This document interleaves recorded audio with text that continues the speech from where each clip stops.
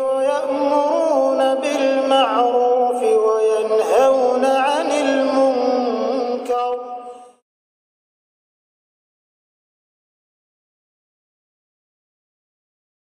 Saya baru-baru ini tanpa sengaja mendapatkan rekaman MP3 dari internet bahwa dalam rekaman itu ada yang bertanya-tanya tentang Ustadz Abdul Hakim Amdad. Lalu Ustadz menjawab, menceritakan siapa Ustadz Abdul Hakim Amdad itu secara tegas dan terlihat keras sekali. Saya bingung dengan masalah ini, seolah-olah salafi itu terpecah menjadi dua. Saya bingung mana yang benar. Mohon penjelasan Ustadz agar saya tidak bingung, karena saya ini baru belajar dan masih mencari-cari ajaran agama Islam yang sesuai dengan tuntunan Rasulullah SAW. Mohon penjelasannya, dan apakah rekaman yang saya dapatkan itu dari internet adalah suara Ustadz atau bukan. Mohon penjelasannya. Saya nggak tahu yang mana, tapi yang jelas saya pernah membantah beliau, karena memang terlihat dari ucapan-ucapannya dia lebih mementingkan tafsir dari dirinya, bukan dari para ulama. Sampai ketika menyatakan dengan hadis, kullu bid'atin dhalalah, kata dia, kullu bid'atin dhalalah wa kullu dhalalatin finnar. Semua dhalalah finnar. Itu dhalalahnya dan finnar. Orangnya enggak. Itu disampaikan kepada Syekh Rabi. Saya masih ingat, ditanyakan, apa jawaban Syekh Rabi? Madambul bid'ah in lam yaf'alha an-nas. Apa kesalahan si bid'ah kalau nggak dikerjakan oleh manusia? Ya manusianya, kata dia. Ini ketergelinciran dia karena dia banyak menafsirkan dari dirinya. Qultu, saya katakan, itu sering kali. Harusnya kan qala Syekh fulan, qala alim fulan, kan begitu. Ini enggak, saya katakan. Ikhwan fillah a'azakumullah, ini yang jadi masalah. Sehingga nasallahu taufiq wal afiyah. Apa yang pernah saya bicarakan waktu itu beberapa perkara. Kalau benar dia, saya nggak tahu yang mana. Di antaranya masalah dia mengejek masalah hijab. Lepas itu, apa itu? Nanti lepas hijab. Kenapa? Karena dia berdalil dengan ketika munafik itu salat, mereka ngintip dari ketiak-ketiak mereka. Artinya tanpa hijab, katanya. Sehingga pakai hijab di masjid bid'ah. Waduh, ini dari mana? Dari kultu. Dari, saya katakan, dari situ. Dari manhaj kultuwiyah tadi ini. Yang kedua, masalah isbal. Dia menyatakan tidak mengapa isbal.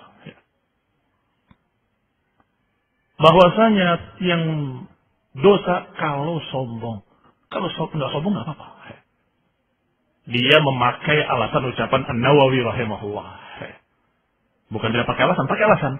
Tetapi saya bertanya-tanya dalam hati, dia itu betul-betul cenderung dengan pendapatnya An-Nawawi dan dikatakan itu rajih, atau karena dia hawa nafsunya ingin yang itu. Kenapa saya katakan begitu? Karena kejelasan bahwa pendapat itu marjuh sangat gamblang. Dan kejelasan bahwa pendapat para ulama sangat rajih juga sangat jelas. Sampai Imam Al-Khattabi menyatakan dengan kalimatnya bahwasanya siapa yang menyatakan bahwa saya tidak sombong, maka dia telah sombong. Dalam masalah isbat, saya sih memanjakan nggak sombong. Apa kata Imam Al-Khattabi? Siapa yang menyatakan bahwa kalau saya tidak sombong, maka dialah orang yang sombong. Kenapa? Karena para sahabat saja nggak berani isbal. Sedangkan dia berani isbal dalam mengatakan, saya tidak sombong. Hebat mana kamu dengan para sahabat? Kesombongannya lebih jauh mana dari para sahabat? Sahabat jauh dari sombong, kamu katanya tidak sombong. Lebih jauh mana kamu dengan para sahabat? Ya para sahabat lebih jauh dari sombong. Baik, para sahabat saja tidak berani isbal. Silahkan riwayatkan, silahkan bawa hadisnya. Oh, ada hadis Abu Bakar Siddiq. Abu Bakar Siddiq diriwayatkan dalam sekian lafaz. Di antara satu lafaz berkata, Inna ahad syiqai ma'il. Sesungguhnya salah satu sisi kainku miring. Cengjot begitu. Wa ana ata'ahaduhu. Kata Abu Bakar, dan aku menjaganya. Maka Nabi menyatakan dia tidak sombong. Karena tak sengaja. Sehingga kalau dia isbal, katanya tidak sombong, ini jawaban kedua. Cukup kita katakan bahwa kamu tasyabbuh dengan para tasyabbuh dengan mutakabbirin, tasyabbuh dengan orang-orang sombong.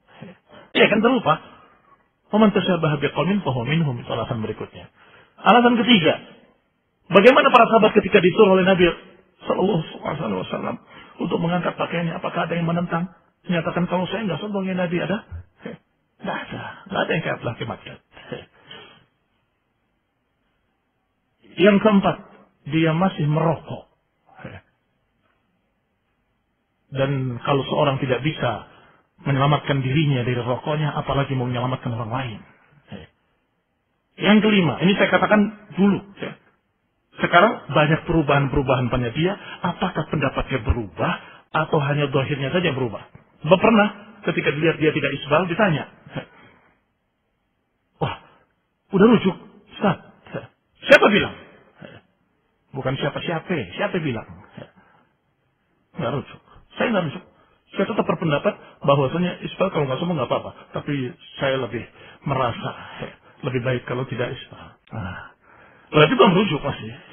Nah itu satu isbal. Apalagi pendapat-pendapat lainnya. Saya tidak tahu apakah sudah berubah atau belum berubah. Nah, juga masih ada perkara-perkara lain yang juga mengerikan. Yaitu ketika ada seorang pakai jubah ke pengajian dia, saya masih hadir loh di situ. Masih hadir, sehingga saya tahu sendiri. Ngapain lu pakai rok katanya? Dibilang pakai rok. Wallah saya hilang simpatinya sama dia sama sekali. Tapi sekarang dipakai jubah, Ustaz. Kalau dia betul-betul rujuk, sebutkan bahwa saya rujuk dan apa yang saya katakan dulu adalah salah, apa yang dikatakan oleh Muhammad benar, silakan. Kalau mau. Tapi kenyataannya tetap antinya sama kita, khususnya saya, sangat keras sekali. Sampai ketika masuk ke satu toko, ada buku terjemahan saya, ini baru terjemahan saya, bukan tulisan saya. Ada apa ini jual? Jangan jual. Masuk. Simpan ini. Dilarang untuk dijual. Kenapa kok nggak ada buku ini? Dilarang sama hakim adat. Baik, terlalu panjang. Sesuai dengan pertanyaannya panjang, jawabannya panjang. Nah, semoga semakin berumur, semakin tambah ilmu, semakin berubah kepada kebenaran, insya Allah. Kita juga berharap untuk diri kita dan berharap untuk dia dan semuanya. Tetapi itu cukup sebagai pengalaman bahwa dia terlalu serampangan dalam berbicara, berfatwa. Nah,